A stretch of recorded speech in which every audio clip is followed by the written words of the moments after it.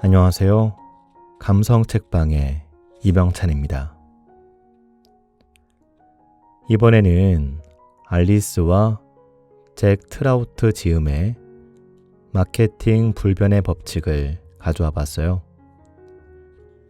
이 책이 마케팅 분야에서는 바이블이라고 하더라고요. 그래서 한번 읽어보니까요. 내용이 정말 이해가 잘 되게끔 아주 쉽고 간편하게 정리되어 있더라고요. 저같이 마케팅 1도 모르는 초보자도 쉽게 이해할 수 있게끔 말이죠. 그래서 마케팅 관련 여러 법칙들 가운데 몇 가지를 전해드리려고 합니다. 그럼 낭독 시작해 볼게요.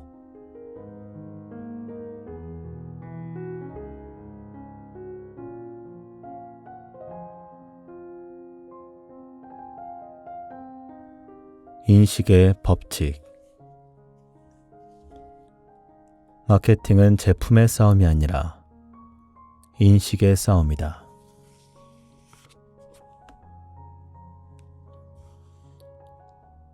많은 사람들이 마케팅을 제품의 싸움이라 생각한다. 그래서 최고의 제품이 결국에는 승리한다고 믿는다. 마케팅 담당자들은 조사를 실시해 사실을 캐내는 일에 집착하고 있다. 자기가 옳다는 것을 확신하기 위해 상황을 분석한다. 그런 다음 자사의 제품이 최고이며 최고의 제품이 결국은 승리하게 되어 있다는 믿음을 안고 자신 있게 마케팅 전장으로 입성한다. 하지만 이는 환상에 불과하다. 객관적인 현실이란 존재하지 않는다. 사실 따위도 없다. 최고의 제품 역시 없다. 마케팅 세상에는 소비자나 소비자의 기억 속에 자리 잡는 인식만이 존재할 뿐이다. 그 외 다른 모든 것은 환상이다. 모든 진실은 상대적이다. 당신의 마음, 그리고 또 다른 사람의 마음에 따라 진실은 각각 다르다. 누군가 내가 옳고 다른 사람이 틀렸다 라고 말하면 사실 그 사람은 자신이 다른 사람보다 더 인식을 잘하고 있다고 말하는 셈이다. 사람들은 대부분 자기가 다른 사람보다 인식을 더 잘한다고 생각한다. 자신에게는 절대 오류가 없다고 확신하며 자기가 이웃이나 친구들보다 훨씬 더 정확하게 인식한다고 믿는다.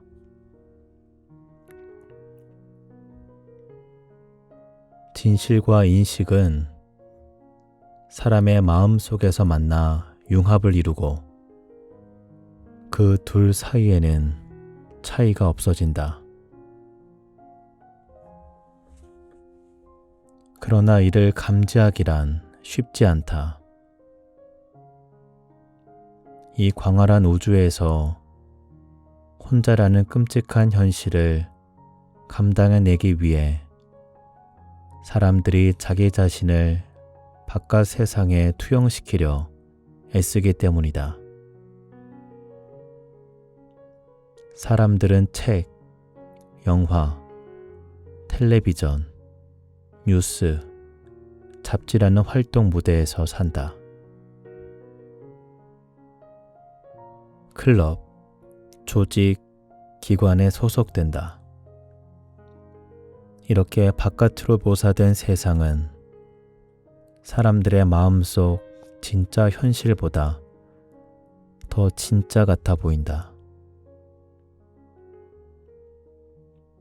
사람들은 마음밖 세상이 진짜이며 각각의 개인은 지구라는 우주선에 올라탄 작은 점 같은 존재라는 생각에 매달려 있다.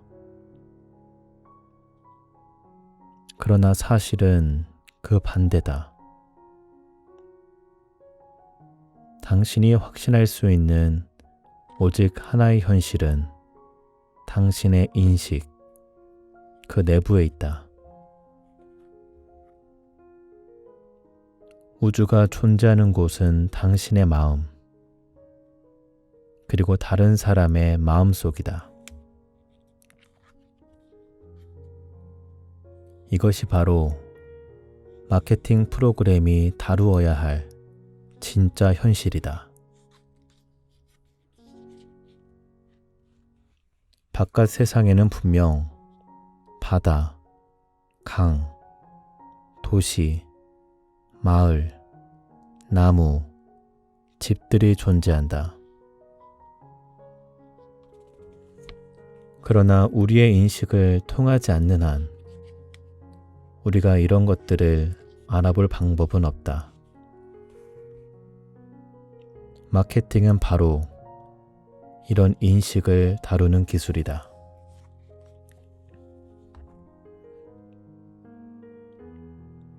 마케팅에서 자행되고 있는 실수 중 태반이 바깥 세상의 현실을 기반으로 제품 전쟁을 치르고 있다는 가정에서 비롯되고 있다. 이 책에 나오는 모든 법칙들은 그런 가정과 정반대 시각에서 도출되었다. 마케팅 관련자들은 제품이 마케팅 프로그램의 열쇠이며 제품의 장점 여부에 따라 성패가 결정된다는 잘못된 전제를 마케팅의 철칙이라 오인하고 있다. 바로 이 때문에 제품을 시장에 내놓는 방법이 자연적으로도 논리적으로도 잘못될 수밖에 없는 것이다.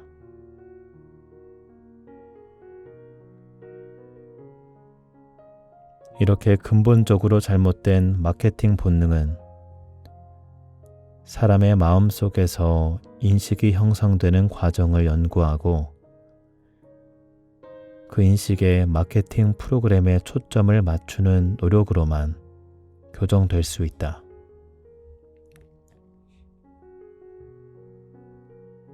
우리는 각각의 두 눈을 통해 세상을 본다.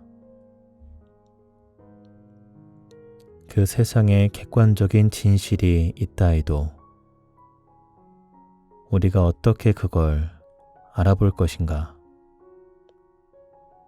누가 그 당위성을 가늠할 것인가? 누가 우리에게 진실을 말해줄 것인가?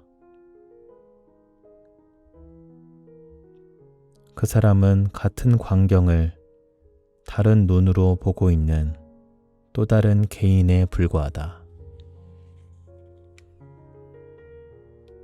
진실이란 어떤 전문가의 인식, 그 이상 이하도 아니다.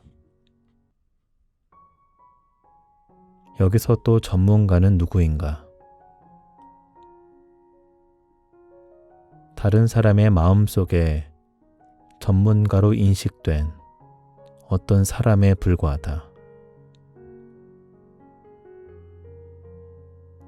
그런데 진실이 환상에 불과하다면 마케팅에서는 사실에 대해 어째서 이렇게도 많은 논의가 빚어지고 있는 것인가?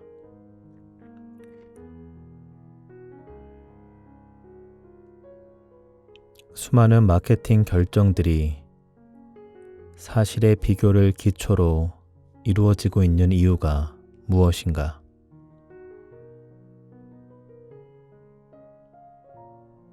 왜 마케팅 관련자들은 하나같이 진실이 자기 편에 있고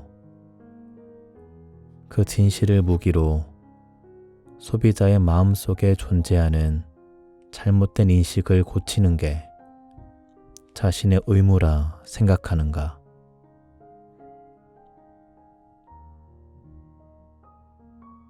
마케팅 관련자들은 객관적인 현실이 있다고 믿기에 사실에 초점을 맞춘다. 또 진실이 자기 편에 있다고 쉽게 가정한다.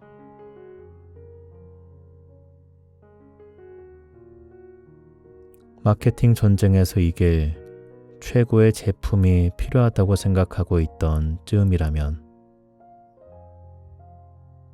자기가 가진 제품이 최고라고 믿기 쉽다. 그저 자신의 인식을 조금 수정하기만 하면 되기 때문이다.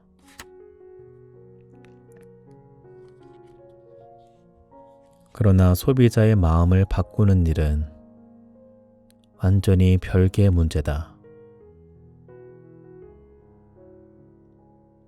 소비자나 소비자의 마음을 바꾸는 일은 대단히 어렵다.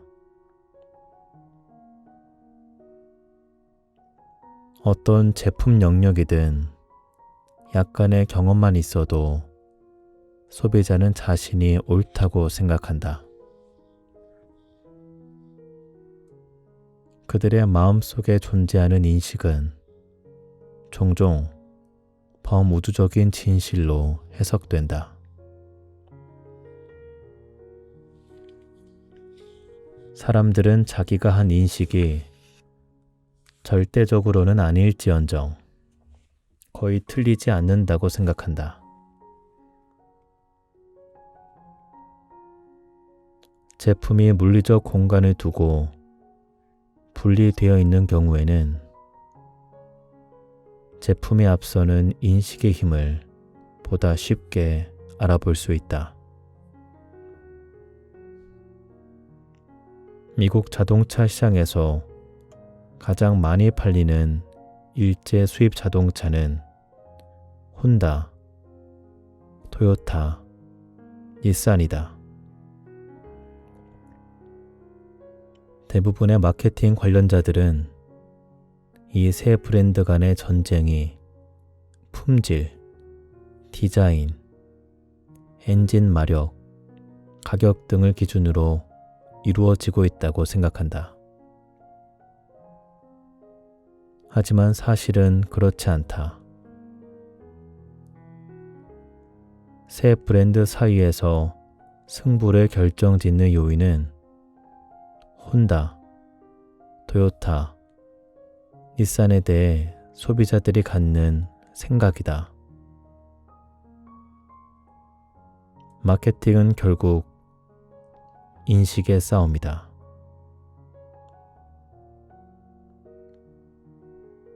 일본 자동차 제조업자들은 일본에서 파는 차를 미국에서도 똑같이 팔고 있다. 마케팅이 제품 전쟁이라면 두 나라에서는 그 자동차의 판매 순위가 같게 나타나야 한다.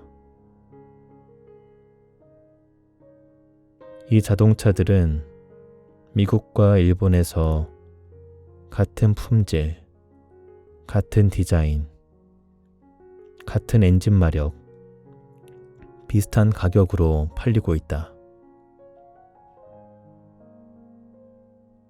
그러나 일본에서 혼다는 1위와 거리가 멀다. 혼다는 토요타와 닛산의 뒤를 이어 3위에 머물러 있다. 일본에서 토요타는 혼다보다 4배 이상의 판매율을 자랑하고 있다. 그렇다면 일본의 혼다와 미국의 혼다는 어떤 차이가 있는가? 제품은 같다. 다만 소비자의 마음속에 존재하는 인식이 다르다. 만일 뉴욕에 사는 친구들에게 혼다를 샀다고 이야기하면 그들은 이렇게 물을 것이다. 어떤 차종을 샀어? 시빅? 어코드? 프렐류드? 그런데 도쿄에 사는 친구에게 혼다를 샀다고 말하면 이런 질문이 돌아올 게 틀림없다. 어떤 오토바이 기종을 샀어?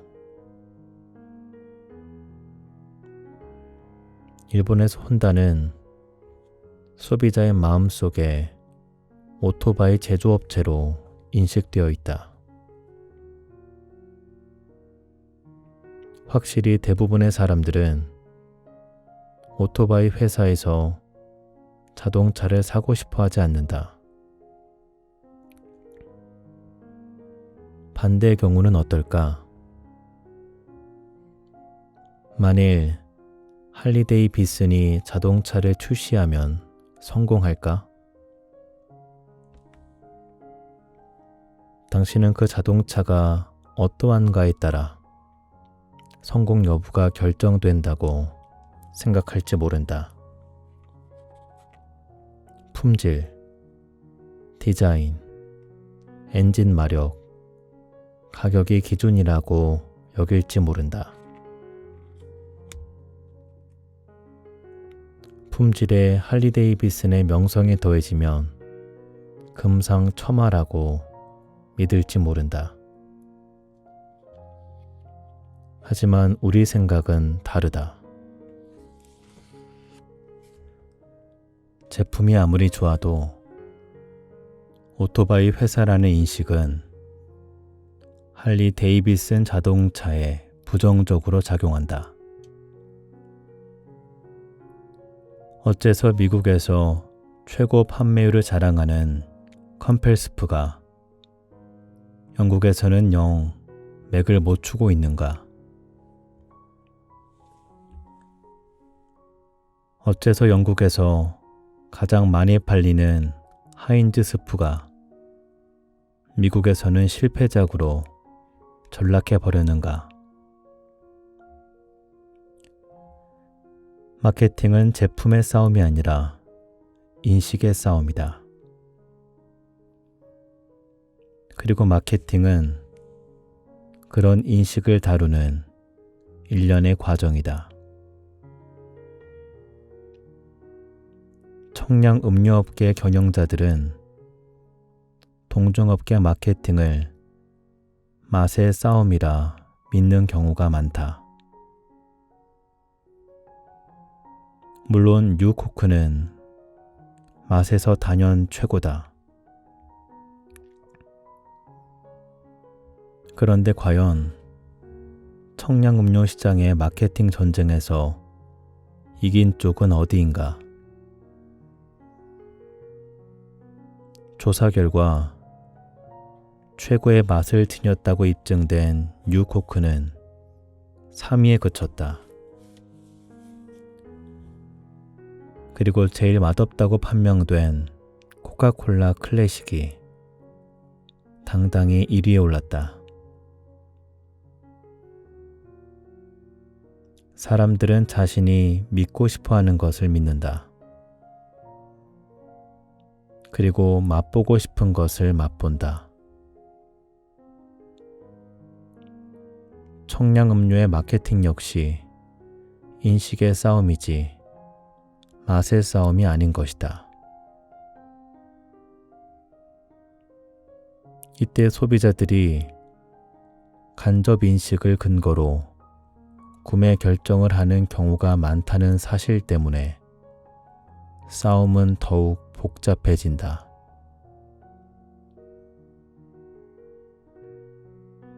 사람들은 자신의 인식을 활용하지 않고 다른 사람이 현실을 인식한 내용을 기반으로 구매 결정을 한다. 이게 바로 모르는 사람이 없는 원칙이라는 것이다.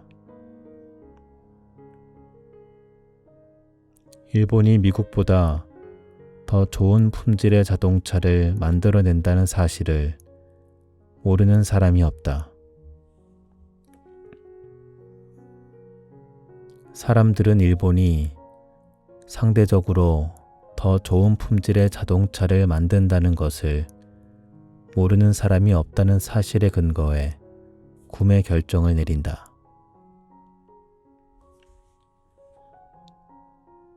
물건을 사러 온 사람에게 특정 제품을 사용해 본 경험이 있냐고 물으면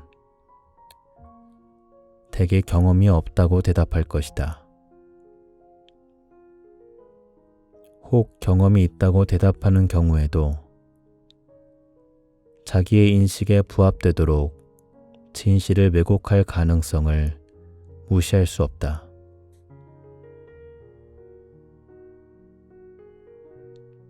과거에 일제 자동차를 몰다가 좋지 않은 경험을 한 사람은 본인이 운이 없었다는 것으로 치부하고 만다. 왜냐하면 일본이 고품질의 자동차를 만들어낸다는 사실을 모르는 사람이 없기 때문이다. 반대로 미국산 자동차를 몰면서 좋은 경험을 한 사람은 본인이 운이 좋았던 것으로 생각한다. 왜냐하면 미국산 자동차의 품질이 떨어진다는 사실을 모르는 사람이 없기 때문이다.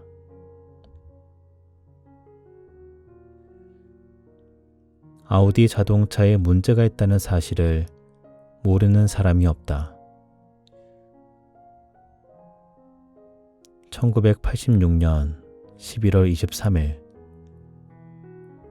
CBS의 60분이 통제 불능이라는 제목으로 이 문제를 다룬 적이 있었다.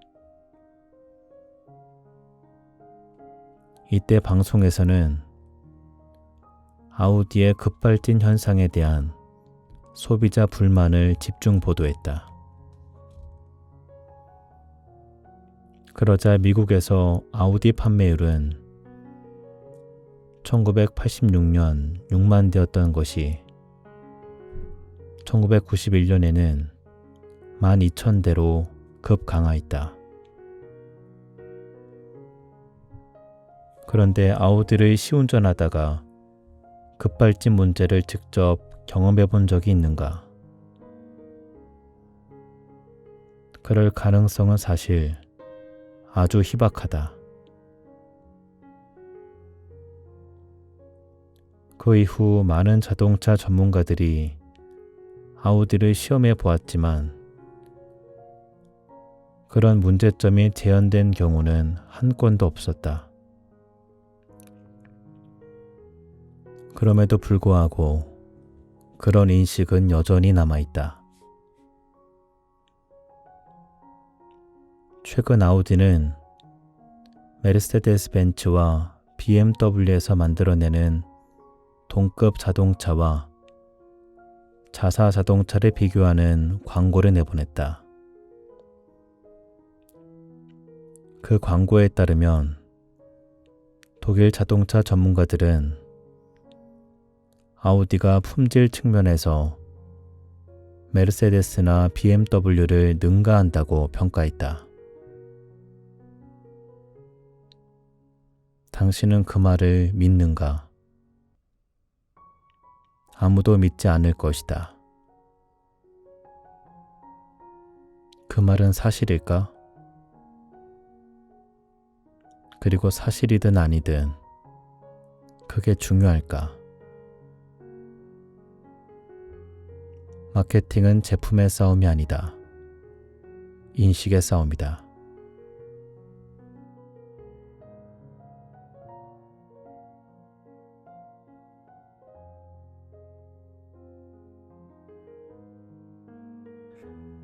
집중의 법칙.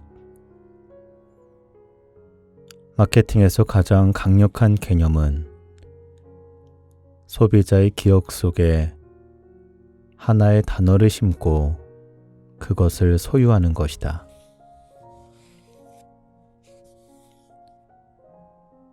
어떤 회사든 소비자의 기억 속에 단어 하나를 심고 그것을 소유할 방법을 찾아낸다면 대대적인 성공을 거둘 수 있다. 복잡한 단어가 아니다. 새로 만들어낸 조어도 아니다. 단순한 단어, 사전에서 바로 찾을 수 있는 단어가 가장 좋다. 이것이 바로 집중의 법칙이다. 단순한 하나의 단어나 개념에 초점을 모으면 사람들의 마음속에 깊은 인상을 남길 수 있다. 이는 궁극적으로 마케팅 희생 전략이라 할 수 있다. 페덱스는 상품 라인을 과감히 희생시키고 오로지 밤새 배달이라는 특성에 초점을 맞추어 소비자의 기억 속에 밤새라는 단어를 심고 그 단어를 소유할 수 있었다. 리더십의 법칙에 따르면 최초의 브랜드나 회사는 소비자의 마음속에 어떤 단어 하나를 심고 그것을 소유할 수 있다. 이때 리더가 소유하는 단어는 아주 단순해서 식별이 잘 되지 않을 정도다.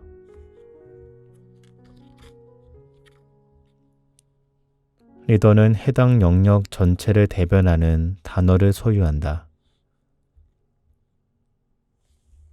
예를 들어 IBM은 컴퓨터라는 단어를 소유하고 있다.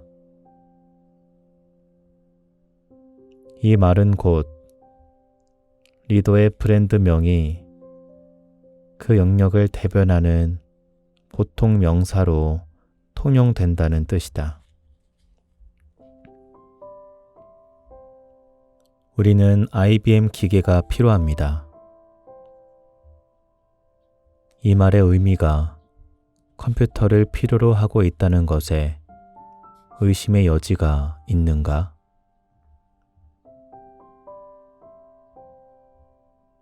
우리는 단어 연상 검사를 통해서라도 리더십을 갖는 효력을 가늠해 볼 수 있다.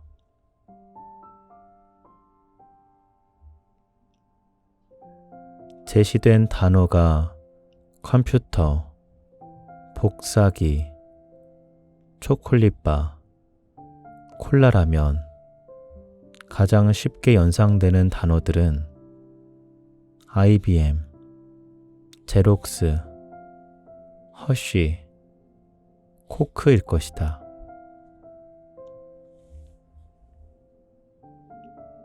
이때 기민한 리더는 리더의 자리를 굳히고자 한 발 더 멀리 나간다.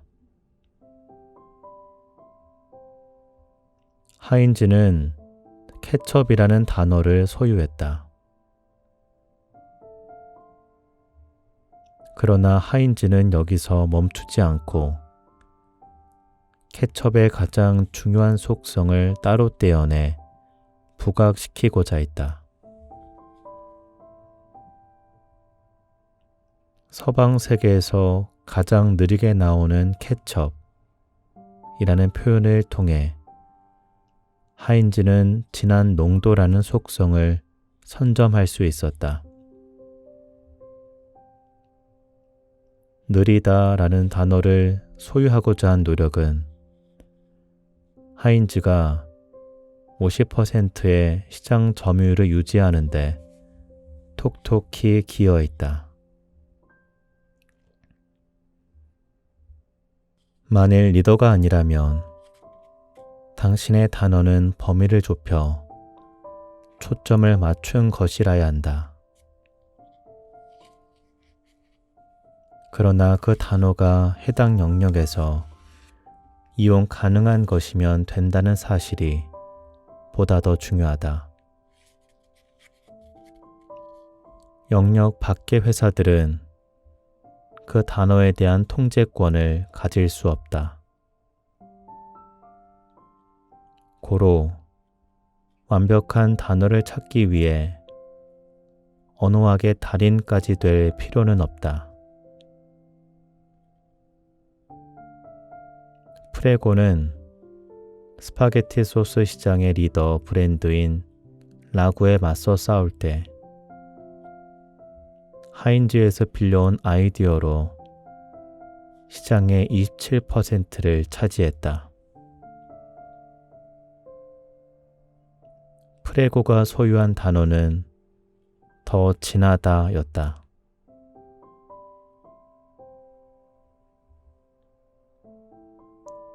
가장 효과적인 단어는 단순하고 효용지향적인 단어다. 제품 속성이나 시장의 요구가 아무리 복잡 다단하다 해도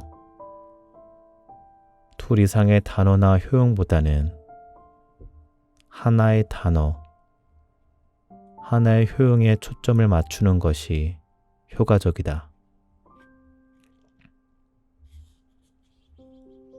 게다가 후광 효과라는 것도 있다. 한 가지 효용에 대한 깊은 인상을 심어주면 잠재 고객들은 여러 가지 다른 효용들도 있을 것이라고 기대하게 된다.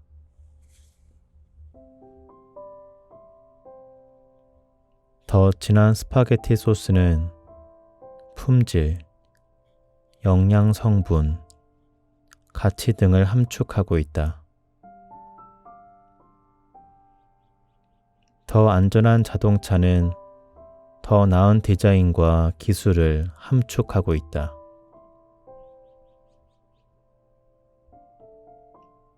의도적인 프로그램의 결과든 아니든 큰 성공을 거둔 회사 또는 브랜드는 그 대부분이 소비자의 마음속에 단어 하나를 심고 그 단어를 소유한 회사들이다. 그 몇 가지에는 다음과 같다. 메르세데스 기술, BMW 주행, 볼보 안전, 펩시콜라 젊음. 단어들은 그 성격이 얼마든지 다를 수 있다. 혜택 지향적, 서비스 지향적, 소비자 특성 지향적, 판매 지향적 등 매우 다양하다. 우리가 소비자의 마음속에 어떻게든 단어를 심고 소유하라고 강조하고는 있지만 세상에 영원한 건 없다. 회사마다 단어를 바꿔야 하는 시기가 오게 마련이다. 단어를 바꾸기란 결코 쉬운 일이 아니다.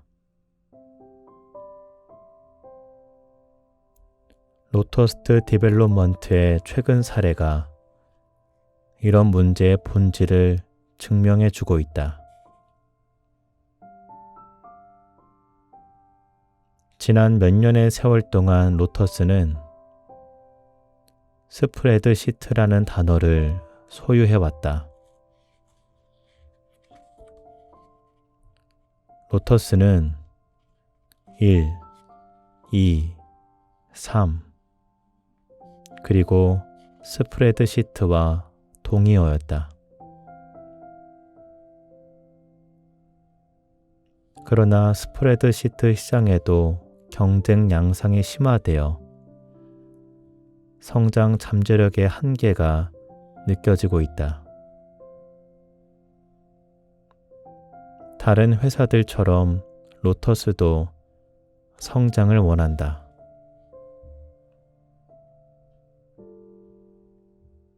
과연 이 회사는 어떻게 해야 단일 제품을 취급하는 비즈니스라는 한계를 넘을 수 있을까?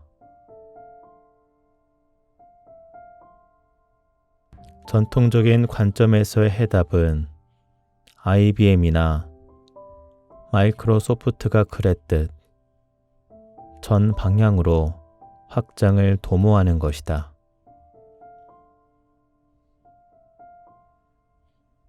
사실 로터스는 아미프로 워드 프로세서 소프트웨어를 사들이고 신규 소프트웨어 제품들을 개발해 내놓는 등 이미 전통적인 라인 확장을 도모한 바 있다.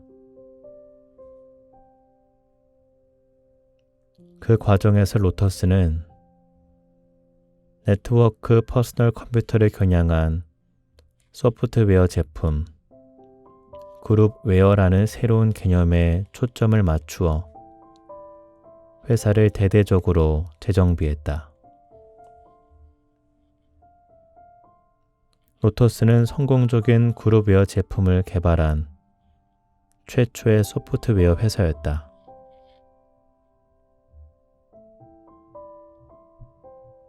일이 순조롭게만 풀린다면 이 회사는 소비자의 마음속에 두 번째 단어를 심어 소유하는데 성공할 것이다.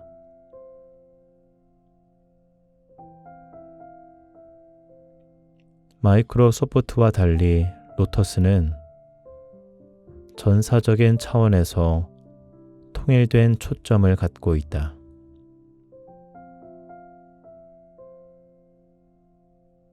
하룻밤새 이루어질 일은 아니지만 로터스는 소프트웨어 분야에서 장기적으로 막강한 지위를 키워갈 수 있을 것이다.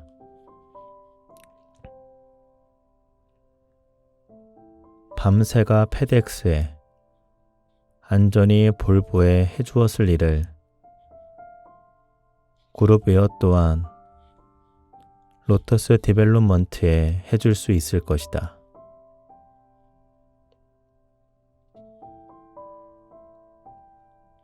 한편 당신은 다른 사람이 소유하고 있는 단어를 가져올 수 없다. 로터스 전략이 유효할 수 있는 이유는 그룹웨어라는 단어를 다른 회사가 소유했던 적이 없었기 때문이다. 게다가 업계에서는 컴퓨터의 네트워크화를 향한 대대적인 트렌드마저 조성되고 있다.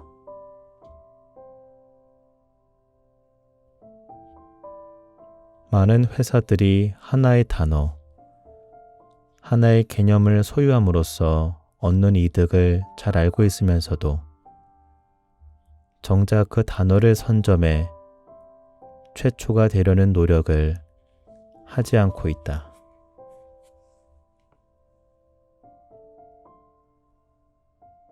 다른 사람이 소유한 단어가 좋아 보인다고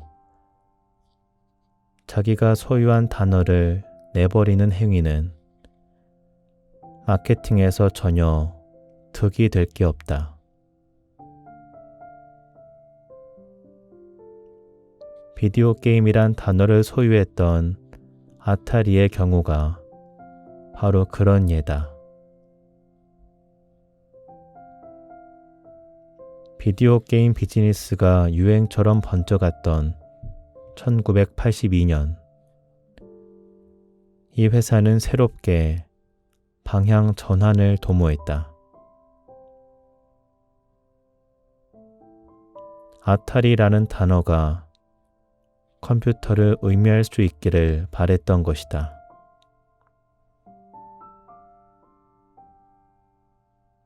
아타리의 CEO인 제임스 모건은 그렇게 의지를 표명했다.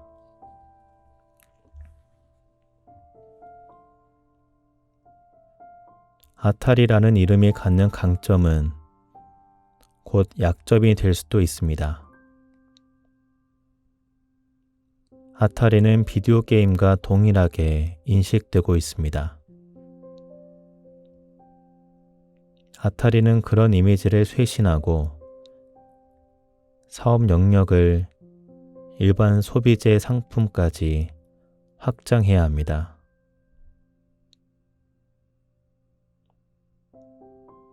그러나 모건 회장에게는 안 된 일이지만 그가 소유하고자 했던 단어는 애플과 IBM을 포함 이미 다수의 다른 회사들이 소유하고 있던 것이었다.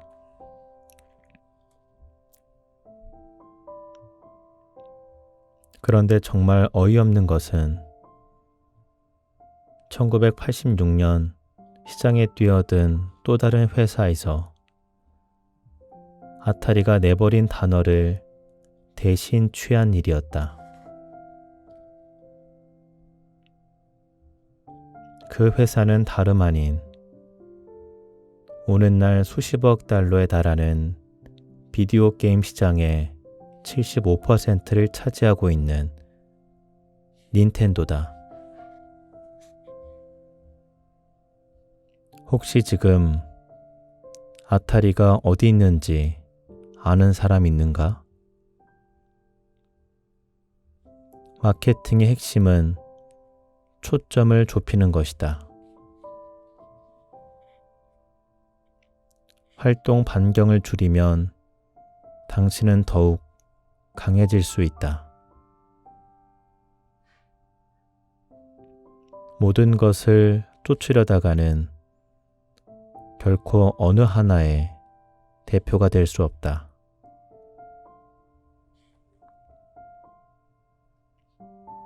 그런데 초점을 좁혀야 한다는 필요성을 인정은 하지만 그 전략을 자멸적인 방법으로 수행하고자 하는 회사들이 많다.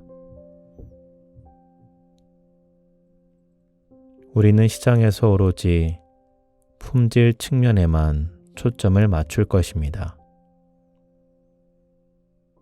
우리는 가격을 강조한 저급 정책을 펼치지 않고자 합니다.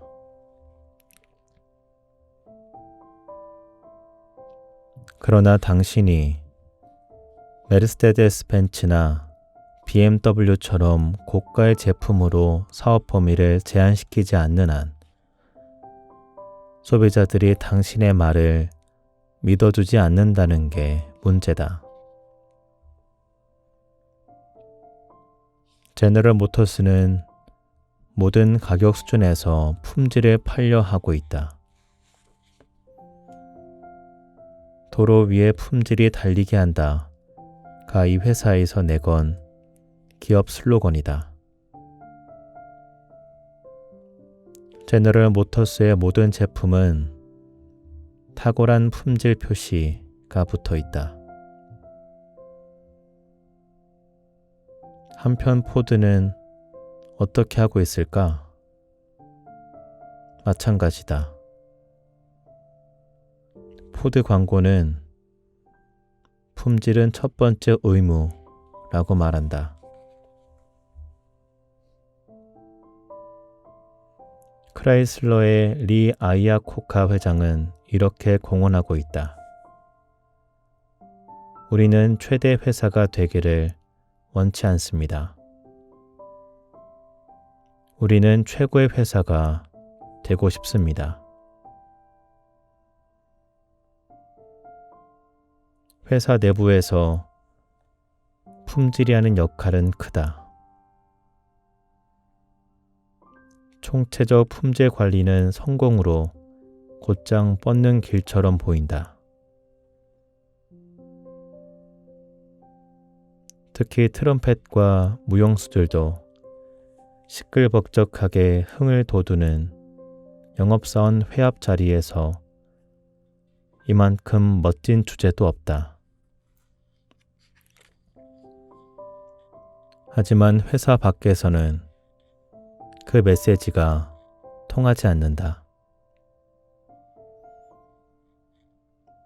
스스로 질라진 회사라고 자초하고 나설 회사가 어디 있겠는가?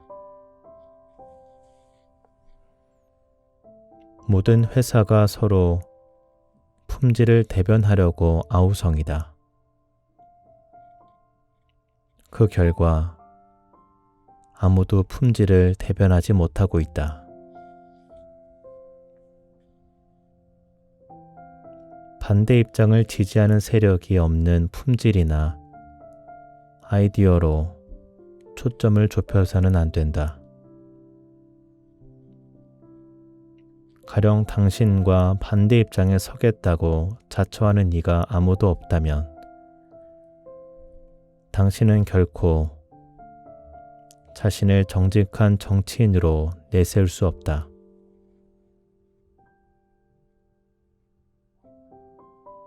그러나 기업 옹호나 노동자 옹호를 외치며 후보자로 나선다면 당신은 즉각적인 지지를 받을 수 있다. 자신의 반대 입장을 지지하는 세력이 분명 존재하기 때문이다. 초점을 맞출 단어를 개발할 때는 변호사를 멀리할 각오를 해야 한다. 변호사들이란 당신이 시장에 내놓는 것은 무조건 상표 등록을 해서 독점권을 가지라고 종용하는 사람들이다. 당신은 다른 사람으로 하여금 당신의 단어를 사용하도록 만들어야 한다.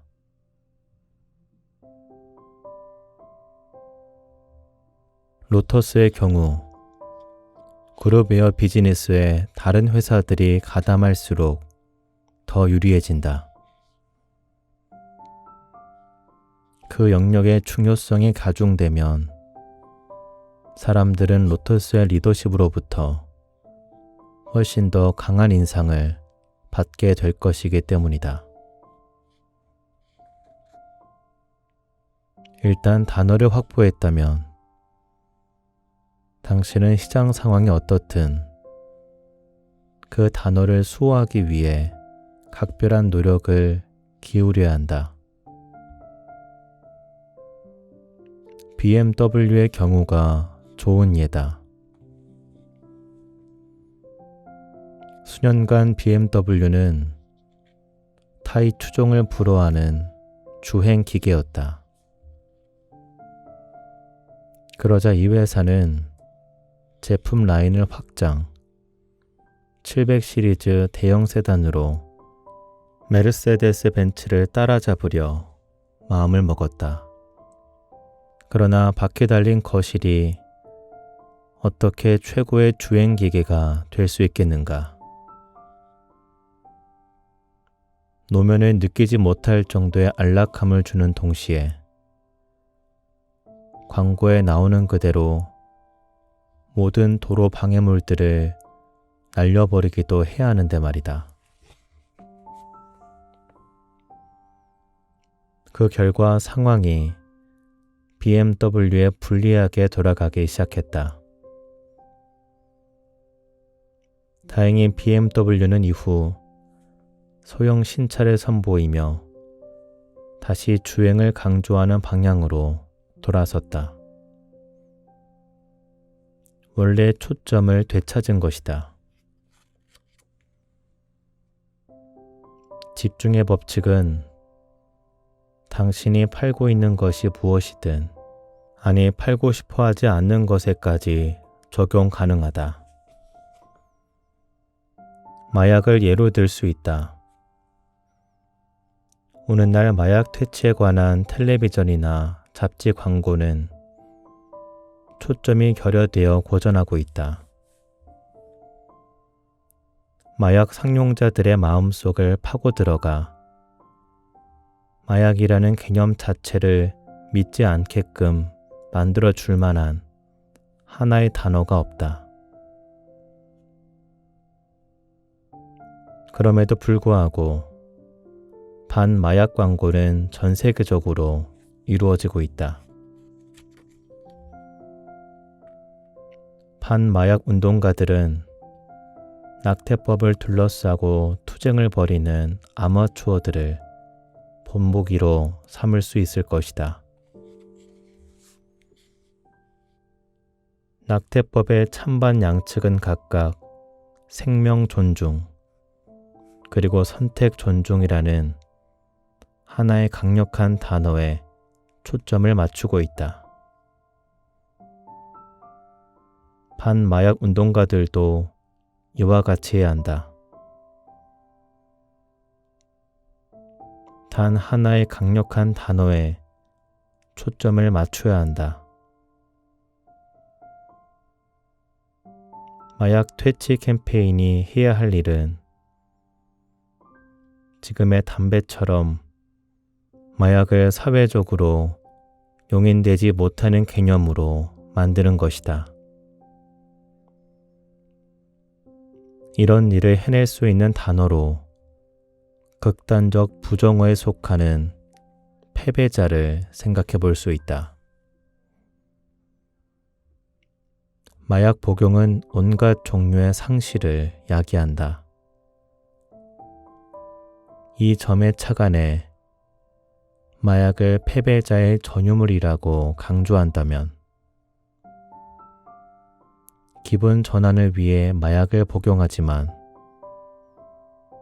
순간적 쾌락보다 사회적 위상에 더 신경을 쓰는 사람들에게는 특히 강한 충격을 줄 수 있다. 집중의 법칙은 마케팅 법칙이지만 우리의 사회에 가장 큰 문제 하나를 해결하는 데에도 도움이 될 수 있다.